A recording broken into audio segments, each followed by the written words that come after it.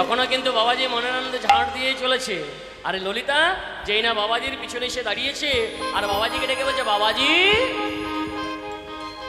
ও বাবাজি, বাবাজি। যেই না বাবাজি ওই মেয়ের একটা সুরেলা কণ্ঠ ডাক শুনতে পেয়েছে, দেখছে এতদিন হলো আমি বৃন্দাবনে এসেছি, কোনোদিন আজ পর্যন্ত কোনো মেয়ে আমায় ডাকেনি, তাহলে আজকেই সকালবেলায় কোন মেয়ে আমায় ডেকেছে একবার তো দেখতে হয়। যেই না পেছন দিকে তাকিয়ে দেখছি, ও মা, একটা মেয়ে এসেছে আমার কাছে। হ্যাঁ, তো বলি, ও মা, তুমি আমায় ডেকেছো? তা কি জন্য মা? বলি, বাবাজি, আমি আপনাকে কেন ডাকলাম জানেন? বলি, আপনি এই বৃন্দাবনে নিকুঞ্জ কাননে ঝাড় দিচ্ছেন, তো বলি ঝাড় দিতে দিতে কোথাও কি একটু নপুর কুড়িয়ে পেয়েছি? বলে, মা, আমি তোমাকে মিথ্যে কথা বলতে পারবো না, নপুর একটা পেয়েছি বটে, তো নপুরটি কি তোমার? বলে, হ্যাঁ বাবা, ওই নপুরটি আমার। বলে, মা, যদি নপুরটি তোমার হয়, তুমি বলছো তো তোমার নপুর, তাহলে তোমার যদি নপুরটি হয় মা, তোমার ওই দুই চরণে কেন তাহলে দুটি নপুর বর্তমান? হ্যাঁ, তুমি যে বললে তোমার নপুর, তাহলে তোমার নপুর হয় কি করে? আমি তো দেখতে পাচ্ছি তোমার দুটি চরণে দুটি নপুর পরানো আছে, তাহলে তোমার তো নপুর নয় মা। এই মানে বাবাজি, মানে নপুরটি আমার নয়, আমার বান্ধবীর। বলে, সেই বলো? তাহলে শোনো মেয়ে, যার নপুর হারিয়েছে আর সেই নপুরের মালিককে যদি আনতে পারো আমার কাছে, যে নপুরটা হারিয়েছে আর যে নপুরটা যার আছে কাছে, সেই নপুরের সঙ্গে আমার এই নপুর আমি মিলিয়ে দেখব, যদি মিলে যায় তখন আমি তোমাকে নপুরটি তার ফেরত দেবো। তাই গৌর হরি হরি হরি হরি। ললিতা দেখছে তা আর তো উপায় নেই। হ্যাঁ, আর তো কোনো উপায় নেই, এবার যার নপুর তাকেই আসতে হবে, কারণ মিলিয়ে দেখবে বলছে। চলে গেল ললিতা ওই রাধারানীর কাছে, আর রাধারানীর কাছে গিয়ে বলছে, এই রায়, শোন শোন, আমি গিয়েছিলাম বটে, হ্যাঁ, নিকুঞ্জ কাননে এক বাবাজি আছে, তো তোর নপুরটি পাওয়া গেছে এটুকু বলতে পারি, তবে যে পেয়েছে সে হলো এক বাবাজি। সে কি বলেছে জানিস? যার নপুর হারিয়েছে সেই নপুরের মালিককে আমার কাছে আনতে হবে, আমি মিলাই দেখব, যদি নপুরটি মিলে যায় তাহলেই তার নপুরটি ফেরত দেব। বলে, শোন, এবারে বলে দিচ্ছি, যদি তোকে নপুর নিতে হয় তাহলে আমার সঙ্গে তোকে যেতে হবে। বলে, বলছিস? বলে, হ্যাঁ রে, তাহলে তুই যে বলছিস আমাকে যেতে, আমি যাই কি করে? বলে, কেন? আমি যদি একজন বৃন্দাবনের মেয়ে সেজে যেতে পারি, তাহলে তুই কেন পারবি না? বলে, বলছিস? বলে, হ্যাঁ, তাহলে চল রায়, আজ আমরা ওই নিকুঞ্জ কাননে যাব বাবাজির কাছে নপুর আনতে। তাই রাধারানী এবার ললিতাকে নিয়ে যাচ্ছে কোথায়? ওই নিকুঞ্জ কাননে। কেমন ভাবে? ললিতার সঙ্গে তাই গৌর হরি হরি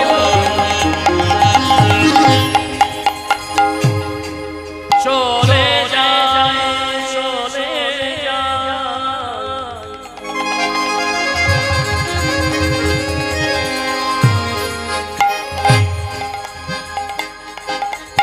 আমার বিনোদী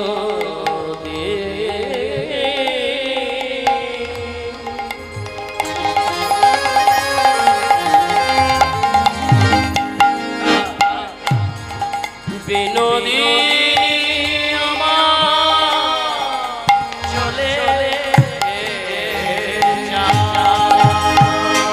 ললিতা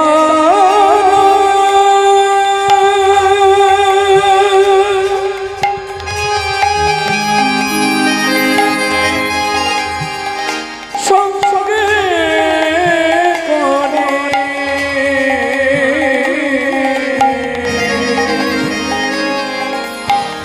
চলে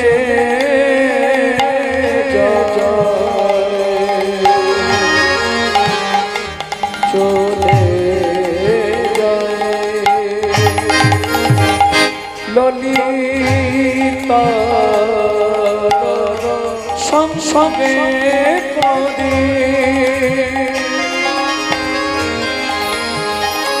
চলিলে না বিনোদিনী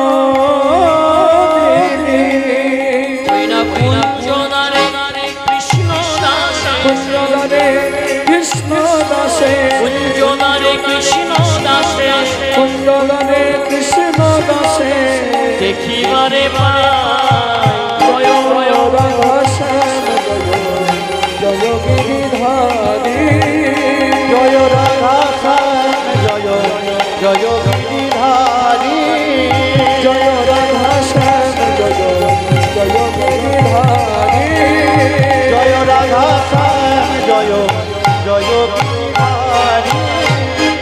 যেই না ললিতার সঙ্গে নিকুঞ্জ কাননে গিয়ে উপস্থিত হয়েছি রাধারানী আমার, এবার রাধারানী বাবাজিকে ডেকে বলছে, বাবাজি, ও বাবাজি, বাবাজি, ও বাবাজি।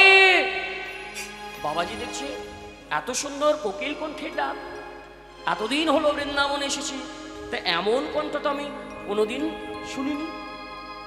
এত সুন্দর মিষ্টি ডাক যে মেয়ের হয়, তাহলে সেই মেয়েটা কতটা দেখতে মিষ্টি হবে। হ্যাঁ, বাবাজি মনে মনে চিন্তা করছে, যে মেয়ের এত সুন্দর মিষ্টি কণ্ঠ, তাহলে সে নিশ্চয়ই আরো সুন্দর দেখতে মিষ্টি হবে। বাবাজি যেই না পিছন ফিরে তাকিয়েছে, দেখছে আহা কত সুন্দর রূপ গো, এত সুন্দর রূপের মেয়ে আছে, আমার তো জানা ছিল না। বলে, ও মেয়ে, তা তুমি আমায় ডেকেছো বুঝি?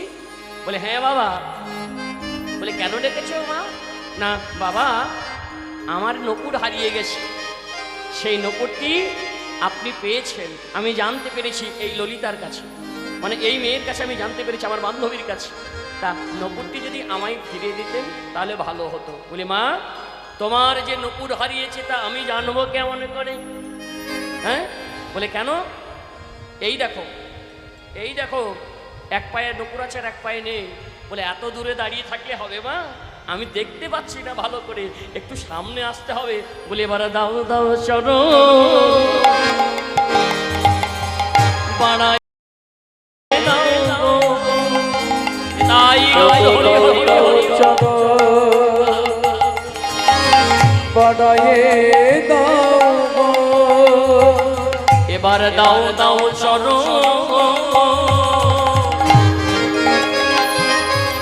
বাড়ায়ে ওগো দাও দাও চলো বাড়ায়ে দাও গো। আমি ভালো করে এবার মিলিয়া দেখি, দাও দাও চলো বাড়ায়ে দাও।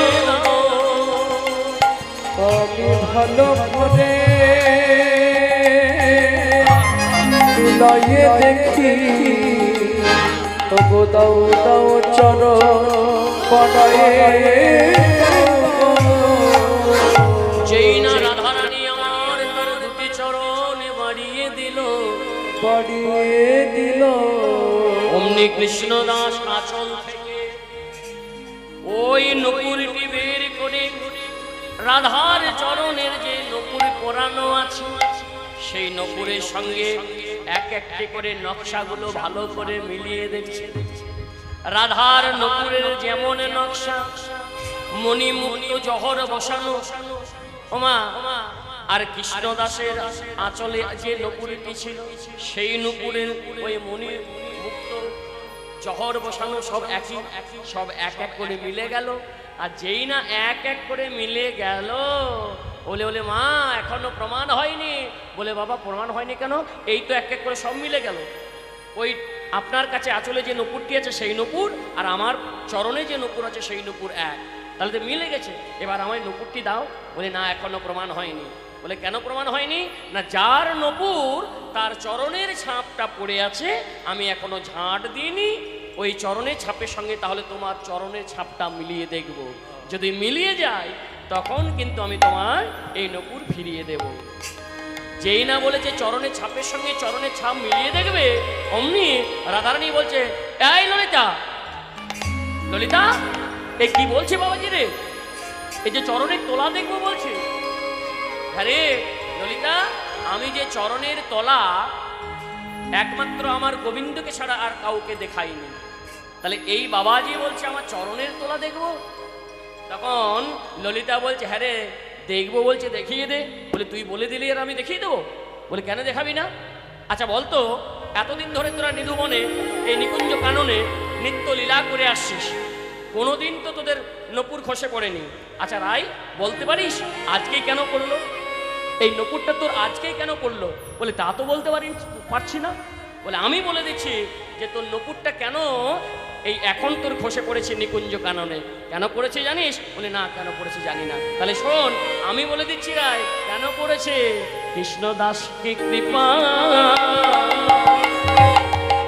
করবে বলে, কৃষ্ণদাসকে তাই হরি হরি করবে বলে, কৃষ্ণদাসকে কৃপা করবে বলে, কৃষ্ণদাসকে কৃপা করবে বলে, ওরে তাই তাই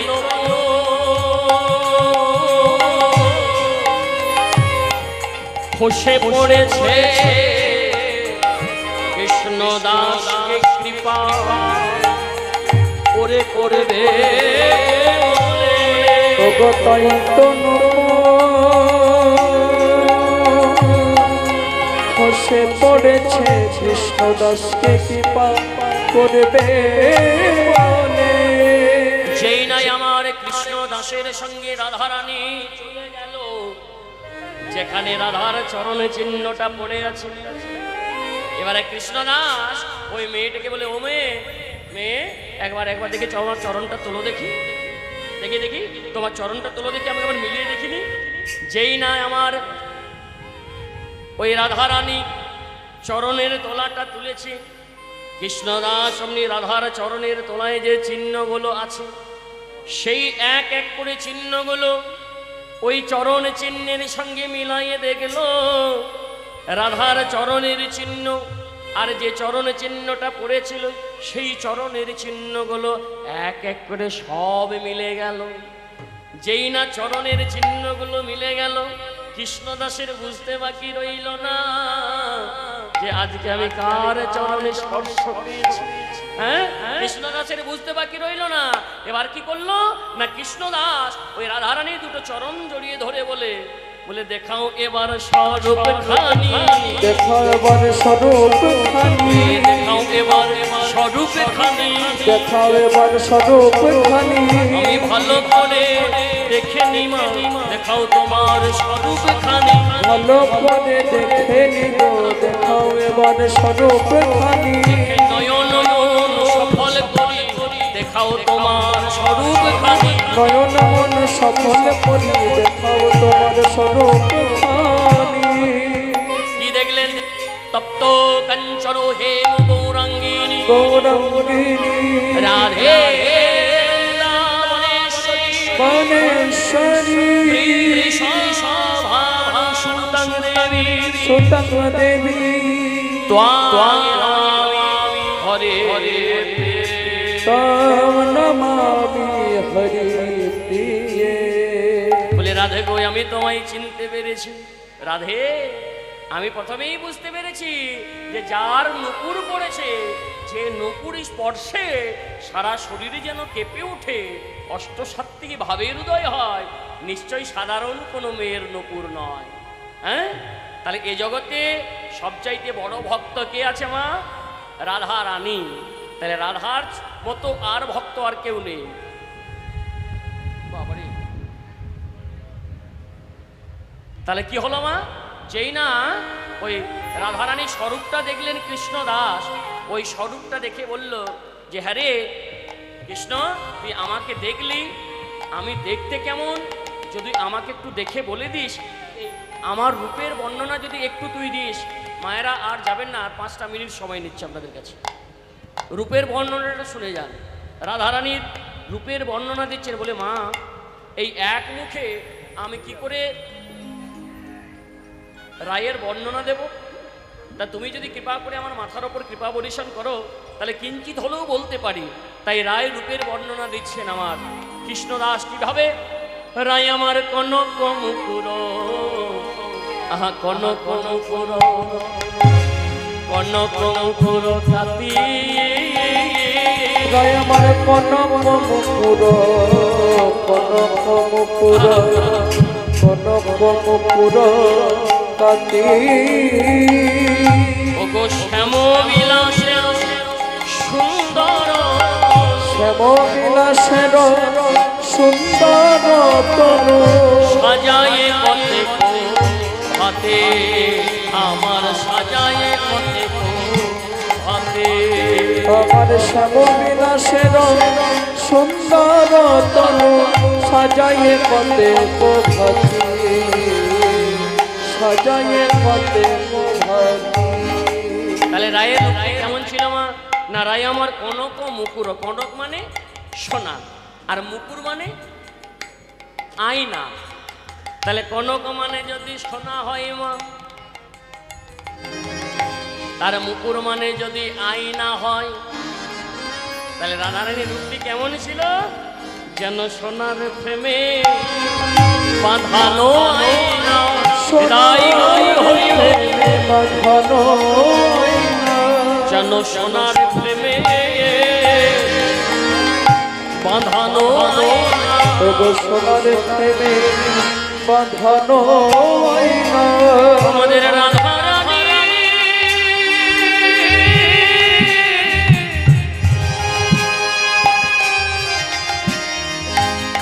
রূপ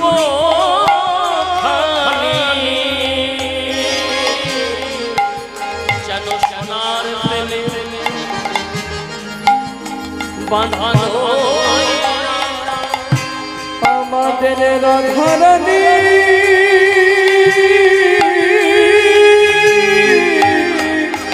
রূপ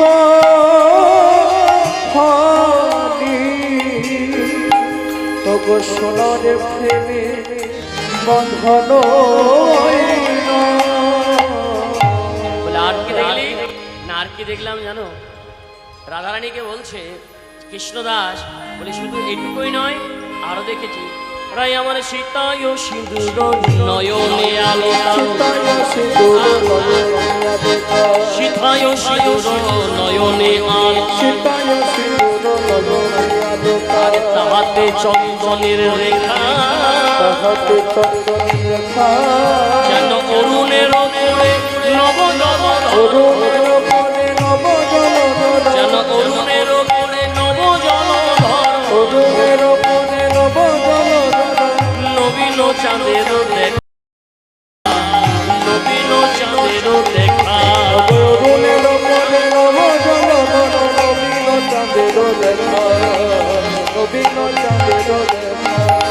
রায় রূপের তুলনা কোনদিনই হয় না। তুলনা কোনদিন হয় না রূপের তুলনা কোনদিনই হয় না। তুলনা কোনদিন হয় না বলে তার রূপের তুলনা সেজে নিজে তুলনা কোনদিনই হয় না। রূপের তুলনা সেজে নিজে রূপের তুলনা কোনদিন হয় না। বলে হ্যাঁ রে, তাহলে তুই আমায় দর্শন করলি, আমায় স্বরূপ দেখলি, তাহলে তুই যেমন আমাকে স্বরূপটা দেখলি, তাহলে এবার এই জগৎ সংসারে আমাকেও তো কিছু প্রমাণটা রেখে দিয়ে যেতে হবে। হ্যাঁ, যে তুই আমার দর্শন পেয়েছিস, তাহলে আমার দর্শন যে পেয়েছিস, তাহলে দে আমাকে একটু নপুরটা দে তো দেখি কৃষ্ণ।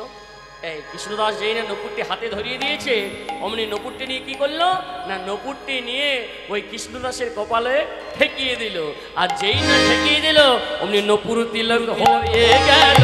নপুর তিলক হয়ে গেল নপুর তিলক হয়ে গেল। নপুর তিলক হয়ে গেল কৃষ্ণদাসের কপালে পড়ে নপুর তিলক হয়ে গেল। কৃষ্ণদাসের কপাল পরি নপুর তিলক হয়ে গেল কৃষ্ণদাসের কপালে পড়ে নপুর তিলক হয়ে গেল। কৃষ্ণদাসের কপাল পরি নপুর তিলক হয়ে গেল। তাহলে এই জগৎ সংসারে জগৎ মাঝারে তাহলে আমাকে একটা প্রমাণ রেখে যেতে হবে যে তুই আমার কৃপা পেয়েছিস। হ্যাঁ, তাহলে আমার কৃপা যেহেতু তুই পেয়েছিস, আজ থেকে তোর নাম কেউ দুঃখী বলবে না, তোকে কেউ তোকে কৃষ্ণদাস বলবে না, কেউ কনক মঞ্জুরি বলবে না, বাবাজি বলেও ডাকবে না। আজ থেকে আমি তোর নতুন নাম দিলাম, আজ থেকে তুই হলি প্রভু শ্যামানন্দ। তাহলে শ্যামানন্দ হয়ে গেল। বলে এবারে ললিতা বলছে নামকরণ যেহেতু হয়ে গেছে, ললিতা নপুরটা হাতে ধরে আছিস কি, পরিয়ে দে, রাধার চরণে পরিয়ে দে। তা বলে হ্যাঁ ললিতা, তুই যে আমায় নপুরটি পরাতে বলছিস, তা আমি যতদূর জানি যে রাধারানীর চরণের নূপুর যদি পরাতে হয় তাহলে সোনার বেদির উপরে চরণ রেখে সেই নূপুর পরাতে হয়। তাহলে আমি এখানে সোনার বেদি পাবো কোথায়? বলে দূর পাগল ছেলে, সোনার বেদি পাবি মানে হৃদয় মাঝে রেখে চরণে পরায়ে দে রে, তাই গৌর হরি বল। পরায়ে দে রে, হৃদয় মাঝে রেখে চরণে পরায়ে দে রে, হৃদয় মাঝে রেখে চরণে পরায়ে দে রে। ওই না রাধা রানী সোনার নূপুর হৃদয় মাঝে রেখে চরণ পরায়ে দে রে। ওগো রাধারানীর সোনার নূপুর হৃদয় মাঝে রেখে চরণে পরায়ে দে রে। এবার কি হলো মা? স্বয়ং কৃষ্ণদাস ওই নূপুরটি নিয়ে এই হৃদয় মাঝের চরণ রেখে সোনার নূপুর সোনার পায়ে পরিয়ে দিলেন। আর নাম হয়ে গেল কি? রাধার কৃপাতে প্রভু শ্যামানন্দ।